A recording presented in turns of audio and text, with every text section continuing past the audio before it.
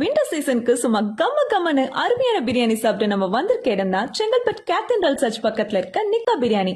பாய் ஒரு பிரியாணி கொடுங்கன்னு ஆர்டர் பண்ணிட்டு அங்க இருந்த கஸ்டமர்ஸ் கிட்ட நிக்கா பிரியாணி பத்தி கேட்டதுக்கு என்ன சொல்றாங்கன்னு நீங்களே கேளுங்க மக்களே. இங்க செங்கல்பட்டுல ஒரு 1.5 வருஷமா இந்த ஷாப் இருக்கு.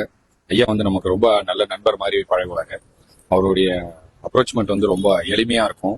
அது மட்டும் இல்லாம நமக்கு என்ன மாதிரியான லெக் பீஸ் வேணும்னா லெக் பீஸ் கொடுப்பாரு, எந்த பீஸ் வேணும்னாலும் அது மாதிரி போட்டு கொடுப்பாரு. அது இல்லாம 65 பிரியாணினாலும் போட்டு கொடுப்பாரு.